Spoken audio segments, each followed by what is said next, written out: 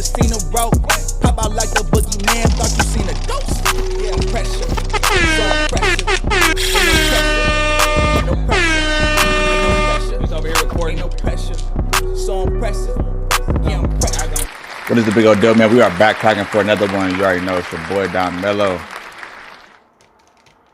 Today we got an interesting one, man. So I know a lot of y'all have seen the hold on, let me quick.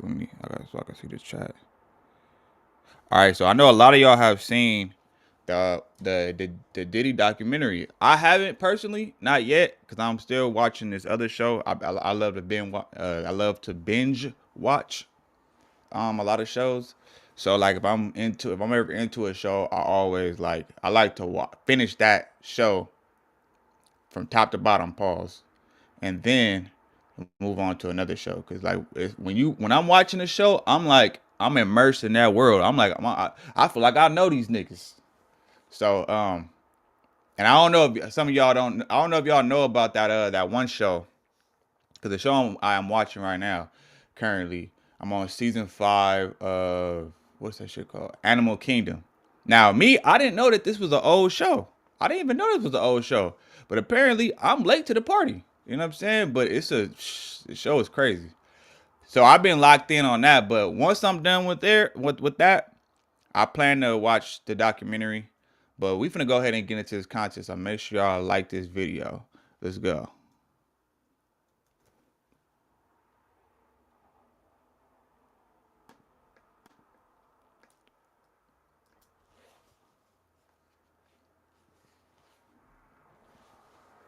The documentary was produced by 50 Cent of all people. In the documentary, we got a closer look at Diddy's demeanor in his final days before his subsequent arrest. Netflix somehow acquired never-before-seen footage of Diddy. It appears Diddy was filming a potential documentary in the days leading up to his arrest, but after his arrest, he scrapped the project. Because of this, the videographers ended up not getting paid, and eventually it seems they sold the footage to Netflix, which they used for this documentary. In this unseen footage, we see Diddy's last days in the free world, and provided a glance at what a giant looks like when the walls are closing in. Another thing the documentary did a decent job at was showing how Diddy used and abused everyone he came in contact with since the very beginning. From his artists like Biggie and Craig Mack to his enemies like Tupac and Suge Knight, and even his lovers like Cassie and Kim Porter.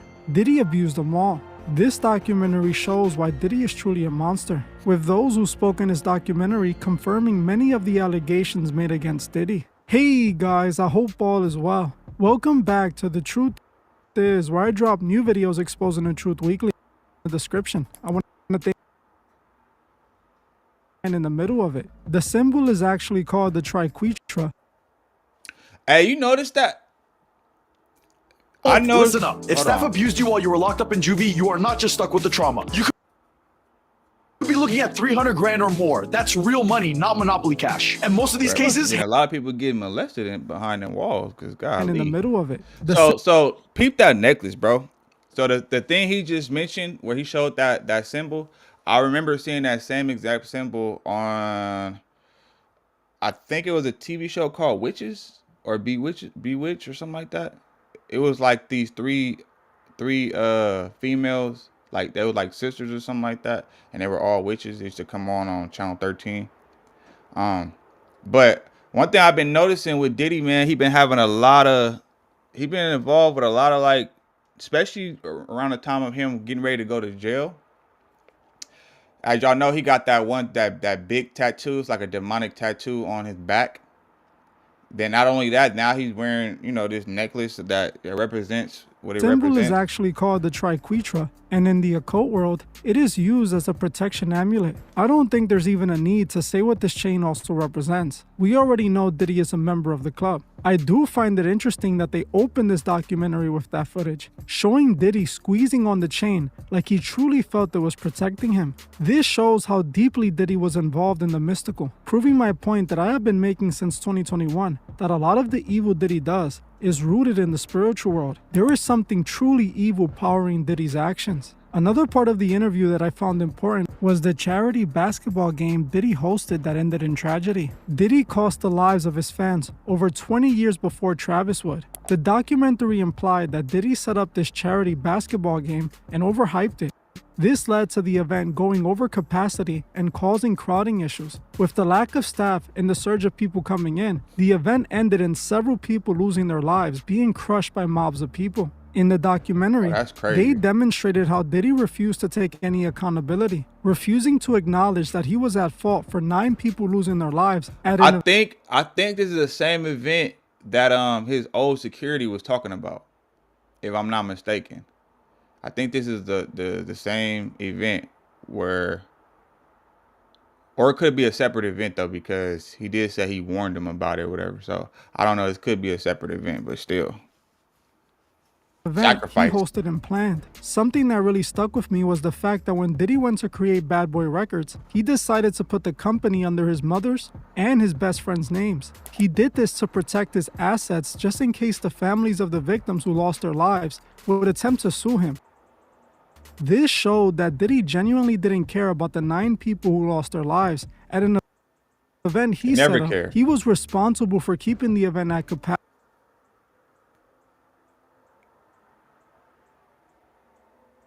He was also responsible for having the right amount of security and staff, but his desire was to host the grandest event that would make him look like a big star, but ended in disaster and tragedy. Diddy refused to acknowledge his role in the tragedy and took the necessary steps to protect the only thing he ever cared about, his reputation and his money. This truly showed how since day one, since before Diddy was a hip-hop mogul, he was already the monster he is today. Something that the documentary demonstrated again when they showed footage of Diddy interacting with his fans. During a part of the documentary, they showed Diddy in the streets interacting with some of his fans. Diddy appears to be all cheery and happy when he talks to his fans and stops to take pictures with many of them. But when he was done interacting with them and got back in his car, he started making comments on how dirty he was from mingling with the people, literally saying he was gonna have to take a bath in boiling water and peroxide. Diddy was showing that he saw his fans like peasants, reinforcing that. Yeah, I seen that clip, bro, and I seen how they showed the clip, and then 50 Cent was kind of like going into depth on like how this is they wanted to show his character. That said a lot about a person. Now, it's one thing to be a germaphobe or you got OCD, you know, but like usually a person like that is gonna express that in like in public, right? He waited until he got in the car and then basically was just like, you know, like, damn, that's crazy. That's how you feel about the people? Like you're dirty. Nigga, you touch doorknobs. Look, you touching her right now. You touching somebody. You could be dirty, bro. Like, what? Wait. Hold on. And wait. Whoa. You want to talk about somebody feeling dirty, my boy? I just thought about this. He want to talk about somebody being dirty. He want to talk about somebody being dirty when I wouldn't even shake his hand because he probably just got done doing the freak off. What? This is the same man who was talking about he likes to rub men's semen on his nipple. Like, what? Where they do that at? And you got the nerve to sit here and act like these people are dirty or something? Bruh, you be sitting up here going up in people's back doors. French Montana. Like, what we talking about? You got the nerve of this nigga to sit up here and talk crazy about people and act like they're beneath him. Like he's just the most holiest, cleanest thing walking this earth, bruh. When you're dirty, nigga. Yes, you're dirty. What do you mean by that? I mean, you're dirty, bitch. All right? You're dirty. Let's go.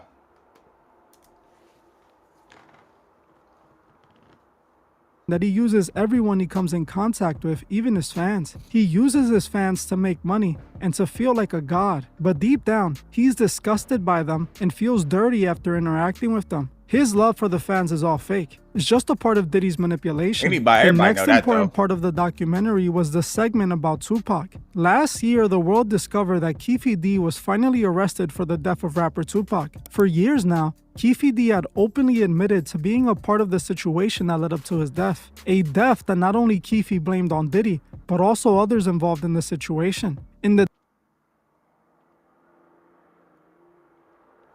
There's a creative side hustle almost nobody is talking about. He need to take a bath. That's what he said. He said, I feel dirty. I got to take a bath. Content creation, being a YouTuber or a streamer or freelancing. It's voice acting. It ain't even hot out there, bro. It wasn't even hot in New York, man. In the documentary, they played a police recording of Keffe D being interrogated where he confirms Diddy put $1 million bounty on Tupac and Suge Knight's head. Keffe claims that after Tupac and his crew jumped Orlando Anderson at the Mike Tyson boxing match, Keffe linked up with Anderson and their crew and went looking for Tupac in the area. When they found him, they ambushed Tupac and took him out, hoping to collect the reward Diddy had put on their heads. The next day, Keffe claims he sent word to Diddy, who asked him if Tupac's death was at their hands, which they confirmed. The detective in the documentary even confirms Diddy made a $500,000 payment to a middleman who was supposed to redirect the money to Keffe D and his crew, but the middleman kept the money instead. The documentary seems to confirm the rumors that Diddy paid for the hit on Tupac, which means he is the reason Tupac is gone. In the documentary, they made it clear that P. Diddy was always envious of Tupac. Tupac was the star that Diddy wanted to be, so Diddy became obsessed with ending him and taking his place. There was a part of the documentary where they showed just how much Diddy hated Tupac. As one of the male escorts who was paid to participate in the freak-offs for 8 years, recalled the day when he was at a freak-off with Cassie and a Tupac song happened to start playing. The man claims Diddy instantly was triggered and told Cassie to take his music off. The man also confirmed that he had only ever seen that reaction from Diddy when that Tupac song came on. This indicates two things. Either Diddy still felt hatred and envy for Tupac, or he felt guilty for being the man responsible for his death. Maybe even a mixture of both. This documentary makes it pretty clear that Diddy was the one responsible for what happened to Tupac, something that all these years later Diddy never paid the price for. Just like he never paid the price for the club shooting incident with J-Lo. Now I have spoken about the club shoot. That might be it. That might be the one I'm talking about. That his security was talking about, but I'm not sure though, because you know this nigga throw hella parties. Times before, so I would make it brief. In the documentary, they show exactly how Diddy set up Shine to take the fall, which again shows us how he uses and abuses everyone he comes in contact with. The documentary reveals that Shine's lawyers were in fact Diddy's lawyers, with Diddy hiring them not to defend Shine, but to set Shine up to make sure he wouldn't go down for it. The lawyers purposely tricked Shine into admitting he shot the weapon, convincing him to go with a self-defense claim. The only thing is... You think so? After seeing that documentary, Diddy did Pac and Big. I believe so. I don't put nothing past. Just off of the trial, that everything that was said in the trial and everything like that, and the evidence they had. Oh yeah, he definitely did it for sure. If you know anything about New York, then you know there is no such thing as self-defense when it comes to firearms in New York. Firearms are strictly prohibited in New York City. Unless you have a weapons permit, which is extremely difficult to acquire, you can't use a firearm at all. By Shine's lawyers telling him to go with self-defense, he admitted to having a weapon and discharging it. They did this so they can pin all the blame on him and paint Diddy as an innocent bystander. As if he admits that he used the weapon, he's taking fault for the entire thing. While Shine thought he was holding Diddy down and he had a plan to get them out of the situation, in reality, Diddy only had a plan to get himself out of it by sacrificing Shine. Again, showing how Diddy uses and abuses everyone he comes in contact with. Diddy committed the crime, and then those close to him paid the consequence. He never paid the price for that club shooting, just like he never paid the price for what it seemed. Definitely. He already be trying to do the gangster shit, but he can't. He don't know how to handle the. But he don't want to accept what come along with being gangster though. He don't want to accept the consequences of that or trying to be that. Like, bruh, it's crazy. Yeah. He did to Biggie. In the documentary, they seem to suggest that Diddy wasn't only behind Tupac's death, but also behind Biggie's.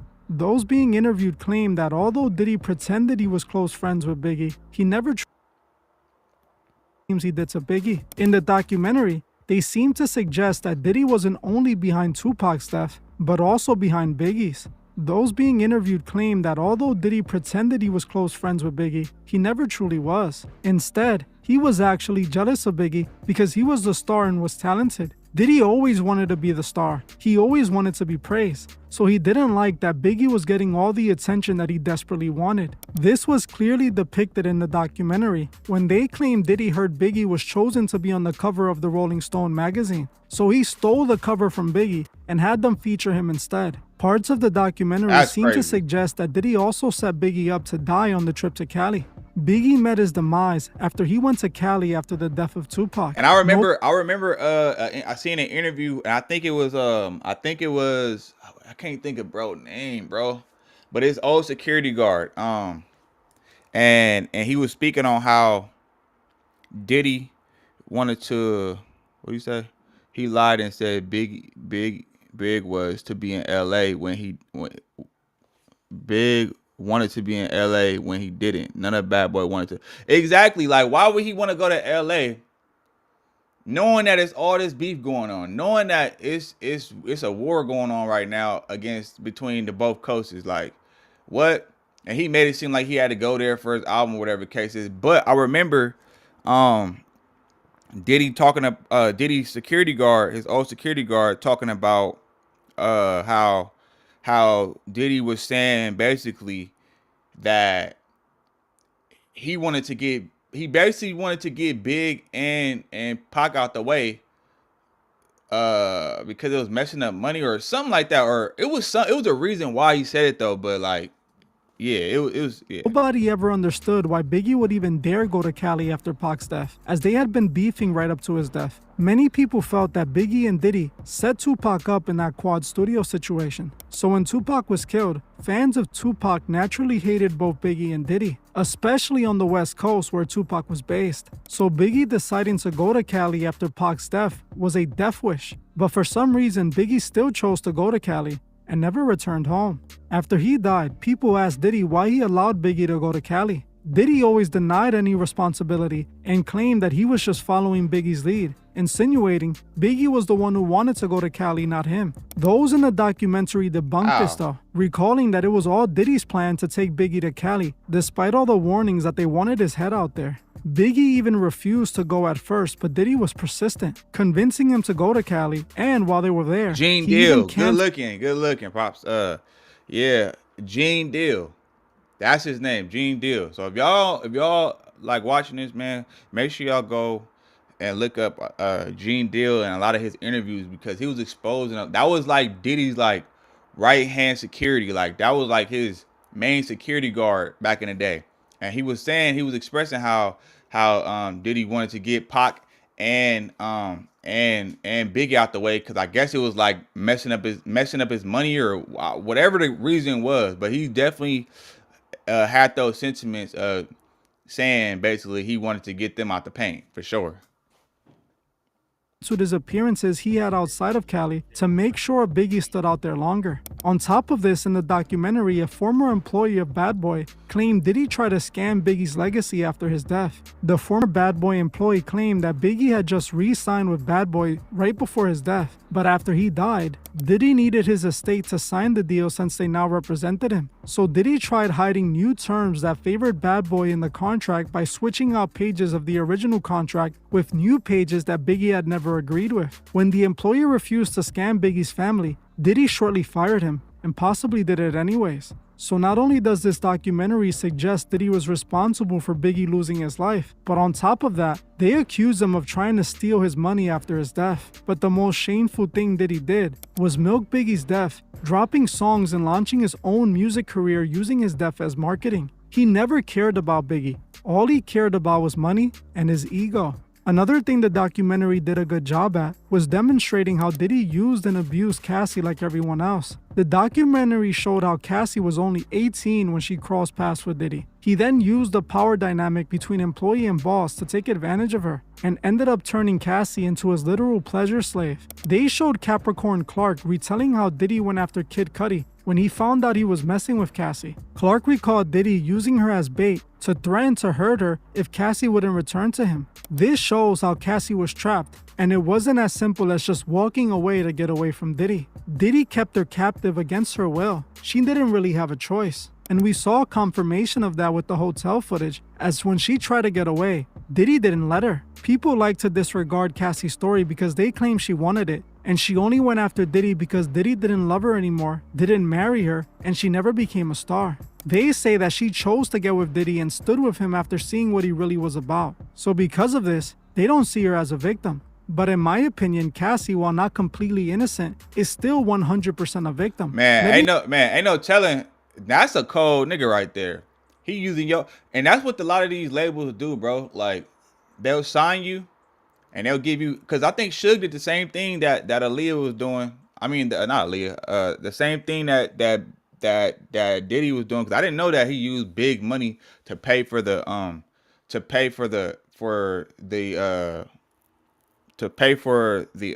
funeral.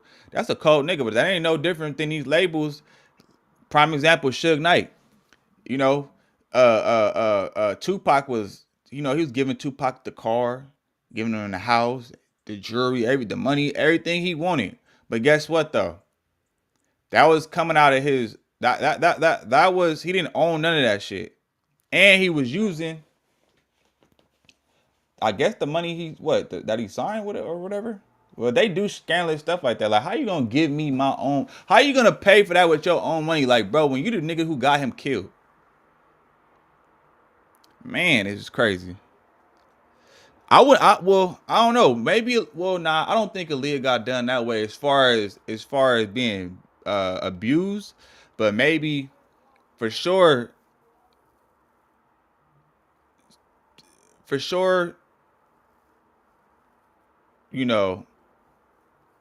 sexually abused, maybe, because remember she married R. Kelly at like 15, and then married R. Kelly at 15, and she was also messing with Jay-Z.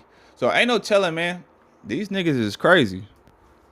Let me explain why. Cassie was only 18 when she met Diddy, very young and stupid. And Diddy started pursuing her the moment he saw her. She wanted to be a famous artist, and Diddy offered her that opportunity. In a sneaky way, he used his music industry power to get access to her, and then took over her life. Yes, Cassie could have said no and walked away, but then she would have lost her opportunity to make it in the industry. Chances are, if Diddy dropped her, her career would be over, and no one else would give her a shot. You gotta look at it like this. Imagine if your sister went to get a job and her boss told her that if she wanted that job, she had to let him do whatever he wanted to her. Your sister would likely say no because she knows there's other jobs out there that won't require her to do this. She doesn't need to compromise herself for this opportunity. She can just go get another job. But what happens when there are no other jobs? When this is the only opportunity and is either do this or starve? Now your sister is desperate enough that she might fold under that extreme pressure, allowing this man to do whatever he wants to her because she needs to work and she feels like she doesn't have a choice. Is either do it or go without eating. That's exactly how it goes in the music industry. A lot of these artists were desperate for a shot, especially in the 2000s, when it was much harder to get in the industry. If Diddy wants you to compromise yourself, you can reject him. But you have to expect that other labels are not going to give you a shot either. You have to expect that turning down his demands could mean the end of your career for good. Which, don't get me wrong, I do understand doesn't justify selling out and compromising yourself. But that's so whack though, bro. Like, that's why I'm glad we live in the time we live in, man, because back then, those gatekeepers like Diddy, man.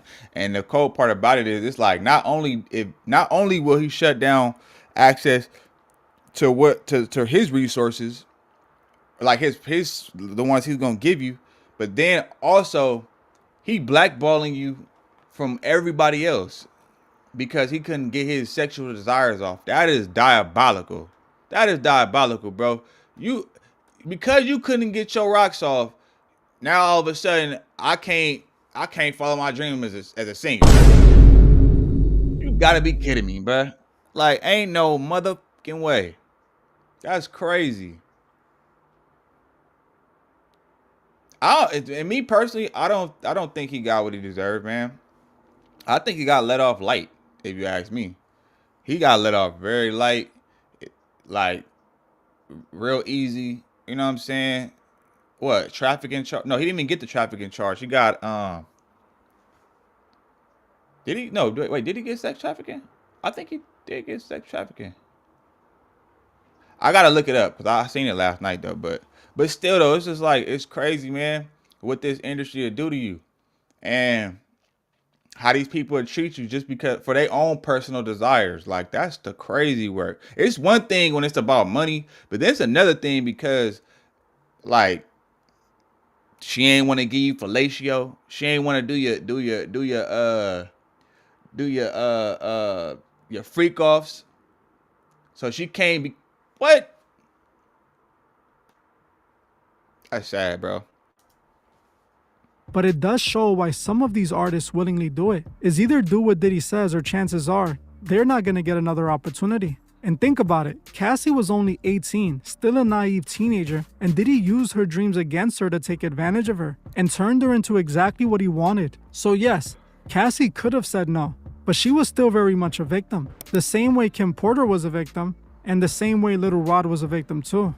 Little Rod, just like everyone who came in contact with Diddy, fell for the same trick. He saw working with Diddy as an opportunity to make his dreams come true, while Diddy saw him as another person he can use and abuse. In the documentary, Little Rod describes how Diddy participated in violent crimes around him, injuring one man in a studio, then covering it all up. Little Rod also talked about Diddy violating him by sedating him and possibly having his way with him. After putting up with all his demands, when he was done working with Diddy, he was still in the same spot he was when he started, and Diddy even refused to pay him. In the documentary, Little Rod called Diddy a gatekeeper, something that if you have been following my channel, you know I've been saying since 2021. When exposing Diddy was seen as a crime by the masses, Diddy is definitely a gatekeeper, or at least he was.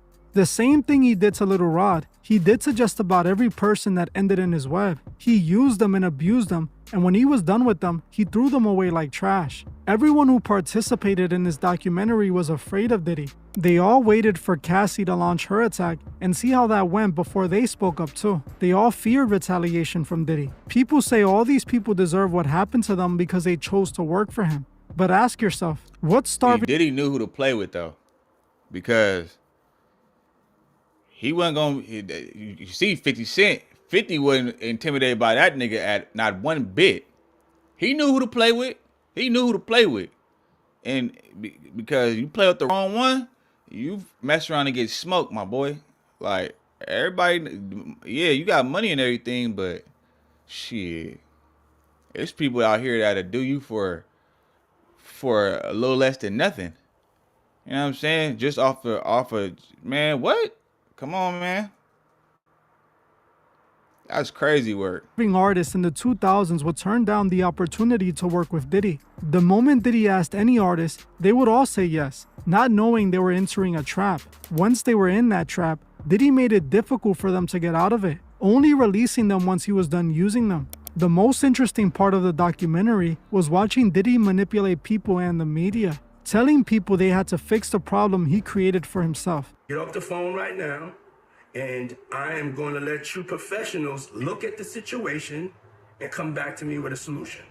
No matter what, no matter what nobody said. Let's just here and there, y'all are not working together the right way. We're losing. Or using the careers he gave his artists to convince them to make statements in his defense. Throughout the footage, you see how Diddy successfully manipulated the trial and the masses. The jurors, the fans, the masses bought into his manipulation because Diddy spent millions buying the media. This is why he was only convicted on lighter charges, allowing him to get back out in no time and do this to many others. If you think Diddy is gonna change, think again. Diddy had the power to be a good, honest leader, but instead, he fed off anyone who came in contact with him in order to build himself bigger and bigger, becoming the monster he is known as today. Diddy deserves life in prison. He deserves to spend the rest of his life behind bars. And if you saw this documentary and wasn't convinced of that, tell me why in the comments. As honestly, all this doc did was confirm everything I have been saying for 4 years now.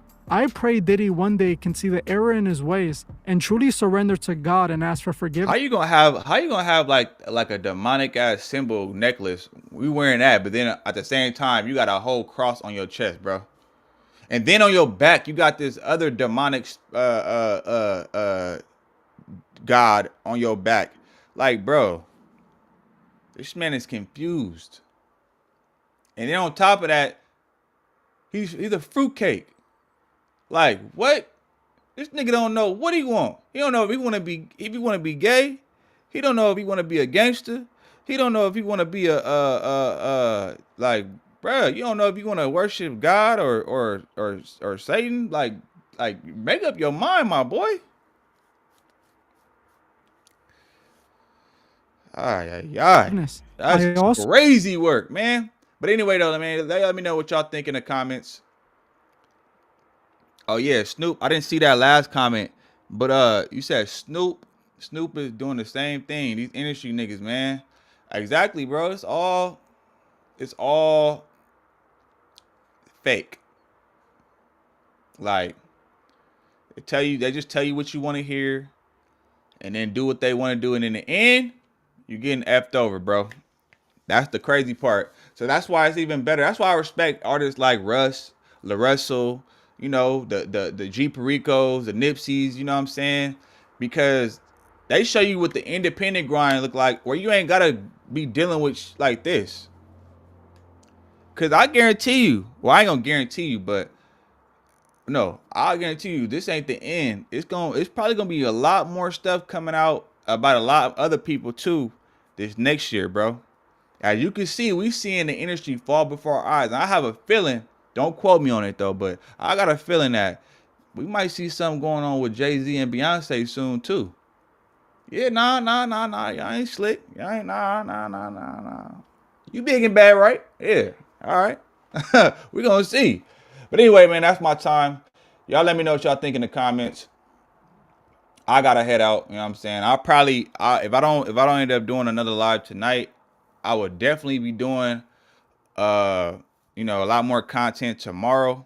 Man, we got a lot of stuff in the works. I'm dropping these sweaters too. I got some sweaters on the way, man. They fire too. They fire. Trust me. But yeah, with that being said, make sure y'all go ahead, like, comment, subscribe to the channel if you're new here. And I'm gonna get at y'all on the next one. I'm gone. Seen a rope, pop out like the boogeyman. Thought you seen a ghost. Yeah, pressure. So I'm